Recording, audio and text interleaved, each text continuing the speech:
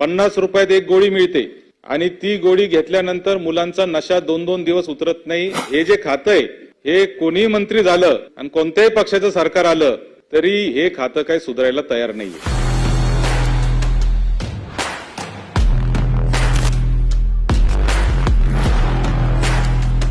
Energy drink नावाचा एक प्रकार सभापती महोदया सध्या आपल्या देशामध्ये आणि महाराष्ट्रामध्ये खूप प्रसिद्ध झालेला आहे। पेप्सिको नावाच्या कंपनीने एक एनर्जी ड्रिंक बनवलंय, त्याचं नाव आहे स्टिंग आणि त्याची जाहिरात जी झालेली आहे त्या जाहिरातीत एनर्जी ड्रिंक पिल्यानंतर तो जो हिरो आहे तो 15 मजले पळत पळत चढत जातो।